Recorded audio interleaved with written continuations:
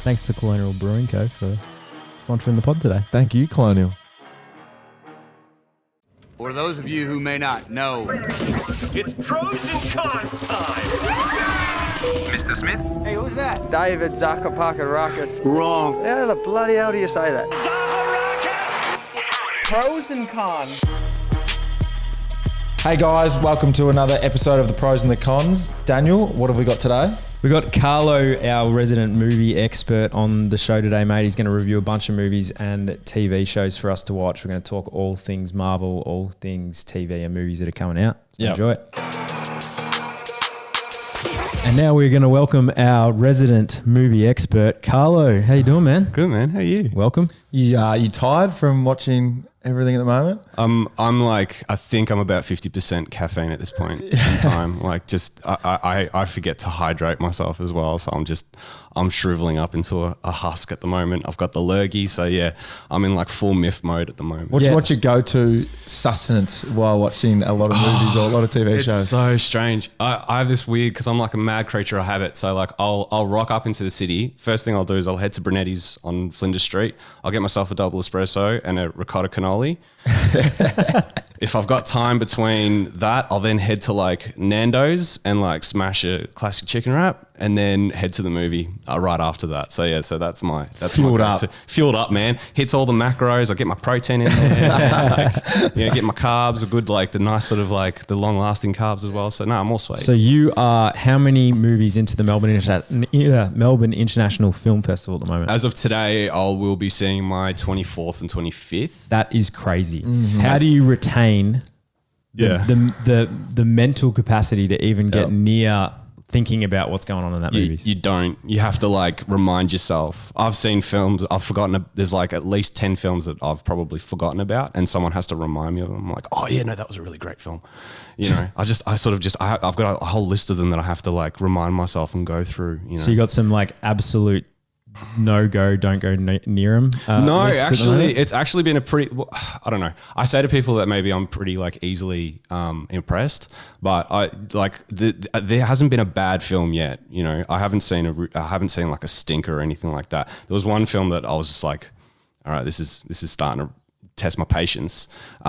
But even then I was like, yeah, you know, it's nice to look at. What was that? It's called Long Day's Journey into Night, and it's a Chinese film, and it's very kind of like Wong Kar-wai. Yeah, you lost me. Yeah. Okay, there you go. No. See, I'm like, where's the superhero stuff happening, guys? But it's very like, at one point there's this like an entire like 1 hour long take that they do, and all I can think about is just like, man, if they fuck this up, they have to do the whole thing all over again. You know what I mean? And it was like, it's impressive, but it was just like, I was getting anxiety watching it, thinking about like all the fuck ups, you know? So, but you know, that's probably the only one so far that I've just been like, I can take it or leave it. Now I can find, how do you maintain subjectiveness through the whole thing in terms of not letting the fatigue get you? Because I see it as a micronism of, say you're doing that over a 2-week period. Yeah. The start of the 2-week period, you're energized, you're ready to go, watch a movie, like the footy season, you're ready to start the footy season, everyone's doing everything. Everyone's doing recovery, everyone's eating right, then you get to around 18, 19 and hardly anyone's doing the right recovery, eating the right thing. So over that 2-week period, and just say critiquing movies, do you find that it changes throughout that time, the way you critique a show, or little bits that might not infuriate you or that you love early on in the process, that you get to your 20th movie and you're like, nah, okay, I'm shitty about this. A 10-word review in the 10-word review. I wouldn't say so. No, I think you end up, what happens is you end up finding a rhythm. Yep. And you end up gravitating to the things that you really, really like in a film. You know, for me, it's cinematography. I like to look at pretty things, you know. I'm a bit of a magpie. I just like shiny stuff, you know. So I end up going, oh, this documentary is great. Fuck, mate, it was shot really well. You know what I mean? And that's kind of like what keeps me going, is like just like discovering these little bits and pieces, you know, and sort of looking at it sort of like a more broader thing over the festival. So let's talk about the festival. What's been your highlights? There's a movie called Amazing Grace, which is, it fucking took me by surprise. It's Aretha Franklin recording a 1972 gospel album, directed by Sidney Pollack. Now the young lady that we've all been waiting to hear. She can sing anything. Anything. My sister, Miss Aretha Franklin.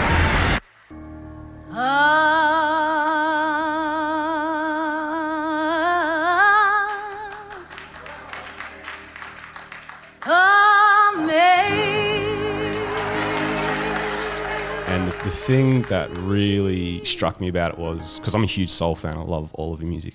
And the thing that struck me about it was the fact that it's really like grimy, dirty. It has this kind of like 16mm aesthetic where the visuals are kind of an afterthought and everyone's pumping all of their like thoughts into like the audio of it, because the whole thing's about like this really famous 1972 recording that she did in a church. But you get to see what happens around that, you know what I mean? And nobody's really thought about like prettying it up, you know? So like the lighting is super harsh. There's fucking, you know, cords all along the floor.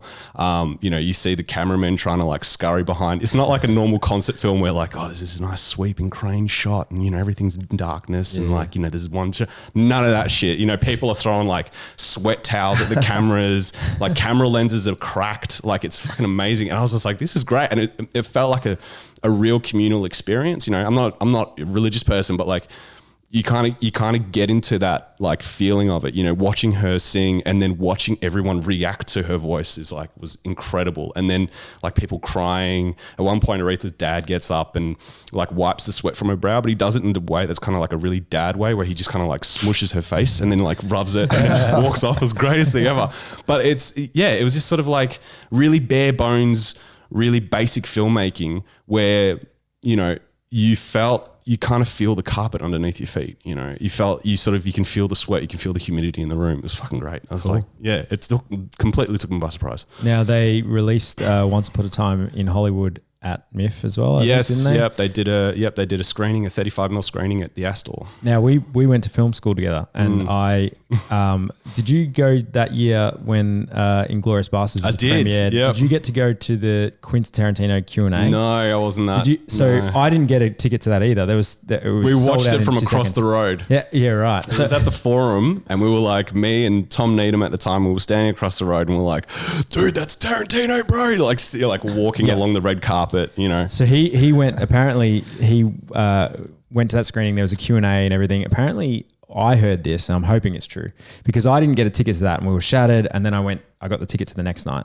Now I heard that after he watched that, he went back and overnight got his editor to cut it while he was there. His editor was with him, cut it, and then they showed the newest cut the next night. What? And so I saw the actual world premiere.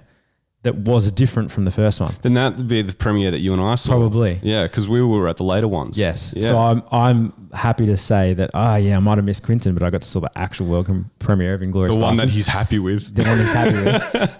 Thoughts on it? Was it changed a little bit or? What, for Inglourious? Yeah. I didn't see that. So I didn't know what the first cut was, so I have no idea. But tell us Once Upon a Time in Hollywood. Once Upon a Time in Hollywood is like a really interesting, the most un-Tarantino film I've ever seen before. Line. Cut! Embarrass yourself like that in front of all those goddamn people! All Right, what's the matter, partner? It's official, old buddy. And it has been. And it surrounds kind of like the Manson murders, you know, set within that kind of era. But it focuses on a dude named Rick Dalton, played by DiCaprio, and his mate, his stuntman and driver, Cliff Booth, played by Brad Pitt. What's really interesting is the fact that like DiCaprio's character is this kind of like washed up cowboy movie star, you know, TV star, not even a movie star. And during that era, there was a lot of those guys, you know, like a lot of the white hat dudes that you'd see on the TV where they'd have these like long running cowboy cop shows, you know, but then they'd try to like make it into the, you know, they try to like be a superstar and they just could never make it just because of the way the system was, you know. So there was like a whole lot of Clint Eastwoods out there that kind of just never reached past that, you know, a lot of Steve McQueen's who just could never sort of like do their thing past TV. And Dalton is kind of one of them. And you sort of, you watch him sort of like having to deal with the fact that he's on the precipice of being a has-been in and around this kind of like Summer of Love. Sharon Tate's kind of showing up every so often. You know what I mean? It's kind of just like this sort of weird mishmash of an era and a vibe. And you kind of get the sense that Tarantino wanted to be part of this, you know, movement, wanted to be part of this genre or this moment in time. And so he's using this as a way as like, this is the way I saw it. He's using it as a way as like therapy to sort of inject himself into that moment in time, you know, so that he can participate in it because he feels like maybe he missed out on it. You know what I mean? So it's such a weird film, and it's going to be interesting to see how people take it, because if you go in there expecting like Kill Bill or Inglourious Bastards or Django Unchained, all great films, but if you go in expecting those, you're going to be so disappointed, because this is him like, he's kind of bearing his soul a little bit. He's kind of just like, hey man, do you remember when like, you know, films used to be optimistic and it was like, it was more than a business and it was like an art form and like we used to enjoy it, and you know what I mean? It wasn't about like a movie being, you know, a movie sort of making hundreds of millions of dollars over like a 48-hour period. It used to be about like a communal experience where you'd go and watch a movie and everyone was happy and all that sort of stuff. It's like, it's more about that than more than anything else, you know? I've heard it goes for, is it 2 hours and 40 minutes? Yeah, but you don't really feel it. So it doesn't lose its perspective throughout the movie. No, I think it drags a little bit in the middle, but he does something really, really interesting in the middle, where he basically directs an episode of Cowboy Television with DiCaprio as the bad guy in it, and it's and people are like, man, that was strange. I'm like, that was fucking great. Are you kidding me? Like, you get to see him, like, as I said, he injects himself into this moment. Yep. You know, and you see that through this sequence where he is directing like off screen this cowboy, you know, episode. Yeah. And it's so strange, but it's so like the most Tarantino thing you could ever do. You know, he's fascinated by this era. You can tell, like, all of his references, if you go back, none of his references, I don't think, predate like 1950s. They're all 50s, 60s, 70s. They're all very obscure, you know, and he's kind of that dude that like recommends movies to you at the video store, you know, and he's still doing that, and he does it in this film, you know, so it's a great film. What are we rating it? I'd say it's about 8.5 out of 10. Okay. Ooh, nice. That's high. That is high. Yeah, 8.5 maybe. Like, I have to watch it again. Maybe it's got another half star up. And let's go back. What was the Aretha movie? What was that? Aretha was 10 out of 10. Oh, that is big. Okay. All right. But Aretha, but for me, growing up with that music in my life and you know what that means to me, that was special to me. And watching that was just like, oh shit. Now, Dave, a couple of weeks ago, your pro, we have a pros and cons segment, and your pro was the Lion King movie. Yeah. What do you give that out of? What do you give it out of 10, Dave? Well, I give the original one a 10 out of 10. Yes. And I'd give this an 8.5. Okay. And have you seen the new one? I haven't seen it, but Okay. from what I've heard, I can just watch the original and it's basically the same thing, except Yes. like I haven't higher seen it def. yet. Yes. haven't You seen know, it yet. well, did you see on Facebook a couple of days after that? So they said that Disney went to Hollywood. Yeah. That they really could have gone National Geographic. National was the quote. Geographic. Yeah. Yeah, National Geographic. That they really could have had the same characters with the same type of color, and Scar would have been black and Yeah. all that kind of thing. And they went to National. I think if they they- went to National Geographic. I think if people wanted that, just go watch the cartoon again, though. Exactly. Yeah. yeah, but with CGI and that these days, they could have made it look unbelievable. Yeah, they Like, could you have. I saw haven't the seen it. I haven't seen. Yeah, I saw those, and I can see. comparison I can see photos, what. But yes. I mean, that. Yeah, I can see what. I haven't seen it yet. So I there's don't no wanna comment. emotion in their faces. Do you know what I mean? Yeah. Like, it's just an animal's face. Yes, whereas if they had have done the whole Disney, Yeah. the Disney version of it, just an updated version 25 Right. years later, it would have been awesome. Well, and then I can see an argument on both sides. People are like, well, they wanted to make it real, so obviously animals Yes. don't have real expressions. But then the argument against that is, well, they don't talk either. So. Yes. Well, there was that. Did you guys see? There's a Netflix movie called Mowgli, which Yes. was directed by Andy Serkis. And then he basically did what we wanted for the Lion King, which right. was he gave them a more emotive face. Yes. You know, so It relates to kids a lot more. Oh, yeah. I mean, it shouldn't be an adult film. It should be a kids film. Yeah. That's what it should be. But it's you know, we were the kids watching it, so we're the target audience, really. True, It's like, oh no, it's yeah. kids films. Like, nah, it's kids film back then for us now. for us now, yeah. All right, something that yeah. we are, all three of us actually in this room, are super passionate about, which is the Marvel Universe. cinematic universe. MCU for life, bro. Dave, how's your mural going? The mural, well, Danielle was away. She was in Hawaii, I think, recently. So we haven't caught up yet. We were meant to, but then, she couldn't come. So we're catching up soon and getting that mural put on. A Marvel one, right? It's not going to be on the wall. It's just going to be a canvas. I'm getting a canvas of Marvel. Yep. Awesome. Yep.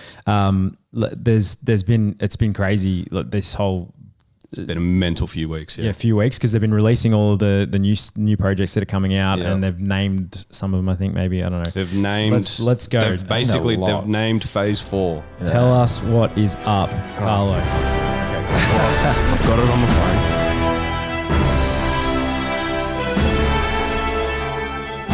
So back in, so they had the Comic-Con presentation. Kevin Feige, who was kind of like the Lord and Savior of the MCU, basically just like he's gone out and he's announced what's happening. So now, to preface this though, Disney's coming out with Disney Plus, which is their own streaming thing, and they're doing their own original content. And I think the first one's going to be like The Mandalorian, which is like a Star Wars kind of like, you know, cowboy thing set. So Kevin Feige went out there and he's like, right, let's go. Phase 4. So the first thing he's announced is The Eternals, which is a movie that's going to be coming out at the end of next year. It's got Angelina Jolie, Salma Hayek, Kumail Nanjiani, and Richard Madden. And it's basically about the Celestials, the gods of the MCU. Yep. You know, I have no idea. I don't know any of this. I'm a big comic fan, but like even for me, this was pretty obscure. It's being directed by Chloe Zhao, and she did a great film. It escapes me now, but it was a horse riding film that got mad like Seabiscuit. No, not bad. I don't mind that. Yeah, that's the one. It got mad reviews at Sundance and stuff like that. So Yep. she's like, it's in good hands. On the Disney Plus side though, they're doing The Falcon and the Winter Soldier. Yes, I'm pumped for this. Yeah, I'm very And much so. word on the street is it's so obviously we know at the end of Endgame, the shield gets handed over to Sam, Yep. and he becomes the new Captain America. Spoiler alert. Whatever. What's It's made actually, before we start, what's your rule on spoilers? if the movie's made nearly $3 billion, everyone has seen it. So fuck your spoilers. I agree. and if it's months ago, and And you if haven't it's seen it, then months stuff ago, like the that, thing came that like Endgame came out on Blu-ray a couple of days ago. I'm like, with you. It's like Game of Thrones spoilers. If you haven't heard about it now, then who cares? if someone Exactly. says Like, something? everyone's fucking. They released the trailer with like, you know, Captain America picking up the... Like the weekend Thor's that hammer. it came out, and they're like, "Oh, this movie made $350 million." So clearly, everyone's gone and seen Yes. it. End of Endgame, Sam gets handed the shield. He becomes ostensibly the new Captain America. Word is, and this is complete rumor, but Bombshell? or- fuck, I hope so. The word is that in the storyline, the government isn't all that happy that Sam is Captain America, which is kind of a weird, but kind of great, like little twist on it. But I don't know whether or not that's going to be true. Mark Bernardin, who's like a mate of Kevin Smith, was the one who who dropped that rumor a couple of weeks ago. So we'll see how that pans out. But at the moment, Baron Zemo, who was the antagonist in Civil War, is coming back. So he's played by Daniel Bruhl. Then you've got Shang-Chi, The Legend of the Ten Rings, which is kind of like going to be the first martial arts, like full-blown Asian martial arts films directed by an Asian American director. So is that a film or is that a series? It's a film. It's a film. Yeah, right, yeah. okay. And so it's bringing the real Mandarin in, Yep. which was like we saw what we thought was the Mandarin Yes. in Iron Man 3. Yep. But this is like the actual Right. big bad. Ooh, yep. Yeah. So yeah. So just a question on those two movies, so The Eternals and then this one. Yeah, Shang-Chi. Shang-Chi. So do you think there's going to be a connection from all of our other favorite characters? Like, are we going to see Thor in this? Are we going to see... I don't think we'll see Thor. I think we'll see residues. You know, I think we'll see like things are surrounding those characters. So you think they're genuinely just almost starting fresh? They have to. It's crazy. Well, it's kind of the same as what they've done in the previous phases, that the individual characters who have had their films have only maybe had one or two other Avengers in there, and then they'll join them up in certain movies. They absolutely have to. Like you have to start again. You can't just keep. Where do you go from fucking with the space time continuum? Do you know what I mean? Like you can't. There's nowhere else to go. So now they're having this opportunity to reintroduce a new brand of characters that are probably going to be like the new Avengers. Yeah. So like Shang-Chi, Tony Leung is going to be playing the Mandarin. If anybody knows Tony Leung, he did Infernal Affairs, which was the inspiration for The Departed. Yep. He was also in a bunch of Wong Kar-wai films. He's a massive star in Asia. Yep. Next, we've got WandaVision, which is the Disney Plus series, and that's going to be about. So remember that in Age of Ultron, we all forgot how Wanda can basically fuck around with reality. Yes. That's basically what's going to happen now. It's she's lost the love of her life in Infinity War, so I'm assuming that she's going to create her own reality or create her own world Where he's in it. Interesting. And that leads into this Doctor Strange 2. It's going to be amazing. And Scott Derrickson, who did the original Doctor Strange, his roots are horror. So he's going back to where he's meant to be. When you say horror, here's the thing, right? Yeah. There's Saw, Yeah. right? Freddy versus Jason. And then there's Annabelle or what is it? Yeah, Annabelle? yeah. What level of horror do you think they're going to be talking about here? I think it'll be disturbing horror. I don't think it'll be like too like in your face shock jump scares jump kind of scares. horror. I think it'll be like, and it's the only way you can do it really with a character like Doctor Strange is like the type of horror that gets under your skin. Yeah. You know what I mean? Like, when Suspenseful, you stand in a dark room for too long and like you kind of feel like the hairs on your neck start to stand up. That kind of horror, It's going to be cool. But it's still very comical. I mean, a lot of the movies are still very comical. Oh, and massively. funny and laughing. All that. Yeah. You can't then all of a sudden flip it, Yeah. can you? Like Right. it wouldn't. It sort of wouldn't go in the series of the movies. Yeah, no, not at all. But I think with Phase 4, they're going to start trying new things. Okay. They're going to start like breaking boundaries and start like, I don't think you'll hear too many fans go, man, Marvel all do the same thing. Yeah. I don't think they'll do that this time around because Perfect. they know that they can't be a one-trick pony anymore. They have to sort of like bring out the goods. Yes. So after that, you've got in November 2021, which is what I'm super pumped about, is Thor: Love and Thunder. Love and Thunder, Which is awesome. going to be directed by Taika Waititi again. And this time Natalie Portman's returning, and apparently she's going to be Thor. Or she's going to be able to wield the hammer, which is a thing from a run in the comics where she becomes Thor. She becomes worthy. Yes. Because she's dying of cancer. And her powers, his powers are transferred over to her so she can survive. Wow. Yes. So I'm pumped, man. Are we thinking That'd that be it's got great. obviously they're reinvigorated with Ragnarok because and it was super funny. Like it was easily the funniest in my it eyes was the that best. they've done. It was Yeah. so well done. You think they're going to continue that? Obviously quite successful. I think they'll continue on with that. I think what they're going to really lay on thick is kind of like a really 80s kind of metal, more of that kind of like heavy metal vibe to it. You know what I mean? Like the Frank Frazetta stuff. They're going to really sort of go for like the sort of rock and roll cosmic element of it. I'm sure Hemsy's going to have his abs back by then. But Probably. Yeah. Let's hope so. So why is he getting 4 films, you reckon? Because they've originally stopped at 3 on. Yeah, a lot of them. I think it's because he was one of the few that changed his contract, and I think also because there's probably more story to tell there. Yes. I mean, like, and have a look at him. and I mean, Exactly, look at the yeah. bloke. You know what I mean? Like, yeah, More absolutely. films. We just want to keep staring at it. Yeah. You know? But I think it's because there's just more story to tell, and everyone we like that series really found its stride in the last in Ragnarok. Yes. You know what I mean? Yeah. Nobody really rates the first 2. I mean, I really love the first one. But nobody really rates the first 2, but it's really the third one that's everyone's just like, fucking hell, Thor, man, we need more of that, Yeah. And so Disney's just like, yes, give it to him. And at the end of Endgame, he went off with the He became the Asgardians of the galaxy. Yes, the Guardians of the Galaxy. So is this gonna? Do you think that's gonna follow straight on for that, or we got another Guardians of the Galaxy in the Yeah. works? We got That'd be Guardians. mad. We got Guardians of the Galaxy Volume 3 coming out somewhere around 2022 or 2023. Once James Gunn finishes the next Suicide Squad. Yeah. Good luck. I don't know what's going to happen, man. I've sort of stopped. I Just hope gone. he's with him. I honestly, I hope so. But I've just sort of stopped. Just been like, you know what? Just take me. Go. Just do your thing. I'm not the one writing this. You tell me where you want to go, and I'll be like, yes, go, drive. So we got that. But next year is going to be super interesting because we've got the Black Widow solo film, and they showed footage at Comic-Con recently, and the word back was that it's got a Mission Impossible John Wick vibe about it.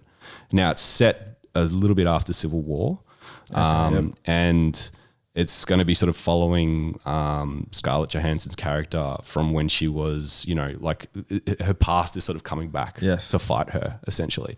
And what's really interesting to me is the fact that they managed to get the cinematographer from Mission Impossible Fallout. So they're making it that, like, aesthetically, they're kind of making it look like a Mission Impossible film. Okay. So, I'm so pumped about that. Yeah, cool. I'm so excited about that. But the one thing that I'm massively, massively, massively excited for is we now have a new MCU Blade. Yeah, I heard this. Yeah. So They announced a new MCU So Blade, I think people probably don't even. I have kind of forgot, but Blade was like this massive series that went on, but it is Marvel, right? It's a Marvel comic series, and it originally starring Wesley Snipes. Yes. Was, he can't play it because he's in jail for. Yes. No, he's out now. He's out now. is he? He's out Maybe make a now. cameo. He's a free man now. No, but a little bit old for that now. They announced a new Blade, and the new Blade is 2-time Oscar-winning actor Mahershala Ali, Ooh, yeah. who you'll know from Moonlight, True Detective Season 3, The Green Book. Fury, what's the Marvel one on? Oh, Luke Cage. Luke Cage. Yeah, He was he's in in Luke like Cage the first. Yeah, he's in that, and he's fucking great. He's great in that.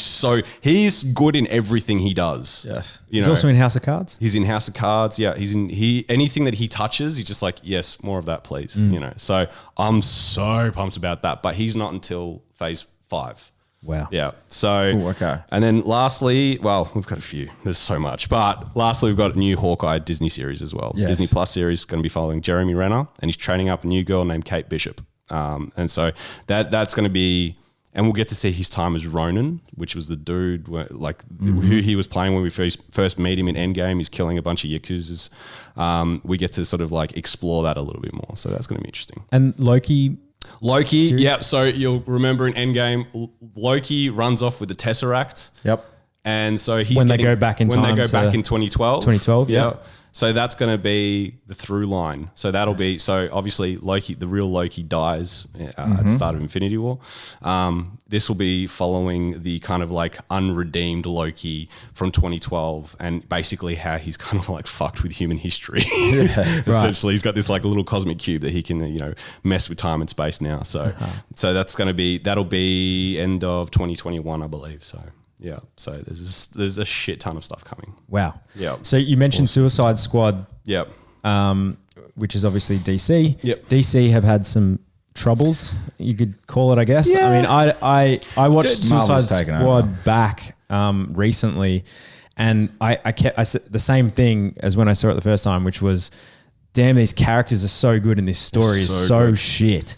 Yeah. Like that was the kind of the problem, and then the villain was terrible, and like I feel like they almost got it. Yeah. And the characters were great. And now, so am I right in saying that they're like stripped, some of these characters are now changing and there's going to be So jump it's around? they called it originally. What happened was they called it a reboot, but now they're adding the same characters from the previous film. So it's like, nah, bro, it's not really a reboot. It's kind of just like it's kind of a sort of like a soft reboot, a continuation of what's happened recently. And they're going like, hey, you remember that fuck up that we did back in 2016? We'll just forget that ever happened.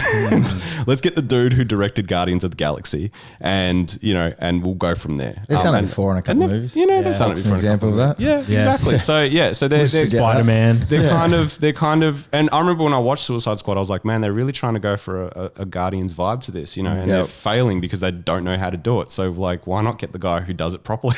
Yes. And then so in that, what about Batman, Superman? Where are they living? I don't know. At this point, the new Batman, Robert Pattinson, that's coming out.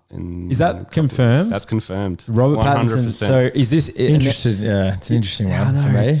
Yeah, lads, just put your faith into it. It's going to be good. So is it? Trust Tell me, do you know yet? Have they announced? Is it going to be like a younger version of who Ben Affleck was? So Ben Affleck is this old jaded man in Batman vs Superman. Yep. Is he the young version? So of Ben he's the Affleck? younger one. He hasn't been Batman for too long, and it'll be more of a detective film noir kind of vibe to it. He'll still beat the shit out of people, but it'll have a far more sort of like detective scope to it. Going back to like who the character actually is, as opposed to what it's sort of turned into over the years, I guess. Anything else you're super excited about? There's a new Amazon series called The Boys, which I think people who are a bit tired of Marvel need to check out. It's basic. You said I'm allowed to swear, right? Yeah, well, you already dropped a few. Yeah, so. I know. So it's basically what happens when it's essentially what happens when the Justice League are a pack of cunts. And it basically it's this kind of like postmodern deconstruction of superheroism, and it sort of follows these kind of like heroes who basically do more harm than good. People love superheroes. They swoop out of the sky and save the day. People love that cozy feeling that superheroes give them. It's fucking diabolical. They're all like that? All of them. Yeah. Pardon my French, fuck those fuckers. and then it follows a bunch of vigilantes who try to stop them. And it sort of asks the question of like, well, what if Superman was an absolutely psycho son of a bitch, and what if like Wonder Woman had a substance abuse problem, and Aquaman was a bit of a rapist. Wow, so they're going hard. They go hard, but the funny thing is that it's Amazon's most watched series so far. Wow. So like people are like all over it. Carl Urban's in it. Anthony Starr, who was in the series Banshee, which was a great series, he's in it as well. He plays Homelander, who's the psycho Superman. If you are really into if you sort of want to watch your heroes fail, then watch that, because it's a great series. Sounds like a good version of Hancock. It is a good version of Hancock. Yeah. Which was Will Smith, right? Yes. Will Smith movie? Hey man, Hancock's. I actually don't mind Hancock. It was Hancock's all right. It was cool for its. Hancock's all right. Yeah, it just needed a bit more edge to it, and it'd be good. Yeah. All right, so you mentioned a few films today. Yeah. If our listeners it's cold in winter, there's not much to do. There's a couple more weeks of winter left. Give us a top 5 that you'd want people to watch. Top 5. All right, if you're into horror, go check out Midsummer, which you'll find at your local Nova Cinema.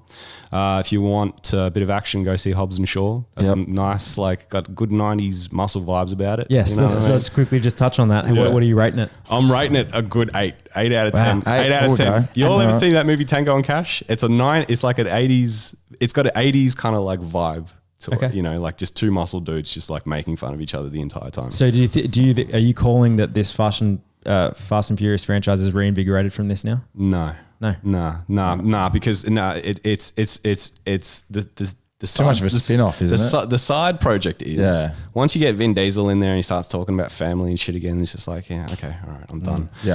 But if once you get Statham and Johnson in there, just the two of them. Vin Diesel doesn't care. He owns that shit, doesn't he? Nah, he doesn't give a shit. Pretty sure he owns the franchise. He owns He's a billionaire, pretty much. man. He can sit back and watch them go at it. Yeah. True. All right, so that was number 4. Yeah. That's number 3. And Once Upon a Time in Mexico, I would definitely check out. Once Upon a Time in Hollywood. Oh, sorry. Once Upon a Time in Mexico. Great film. Awesome film. Once Upon a Time in Hollywood. Yep. I would definitely check out. Yep. Spider-Man Far From Home still Yes. playing in cinema. Yeah. Oh man, what else? Shit. Man, I'd have to think about that, really. But those are my so you got 4. Those are my 4 so far. Next time I'll come in with a proper top 10. Yes. Oh, perfect. Yeah, All right. man. Yeah, absolutely. So where can people find you and your critiques of You film? guys can find me at thisisfilm.com. That's where I drop all of the reviews. And that's basically it, really. I'm not down with the socials like most of the others. Yep. Yeah. So, Awesome. Carlo, thanks for that. No We'll worries, get you guys. next time for the new announcements. No worries. Thank you. Thanks, man. Appreciate having me. Thank you. Thanks for watching another episode, guys. We hope you enjoyed it. It was a great one from our point of view. Make sure you like and subscribe to our YouTube, guys. Make sure you don't miss an episode whenever they drop. And if you want to listen on any of your podcast devices, Apple or Spotify, make sure you subscribe to that and give us 5-star review and leave us a comment. See you next time.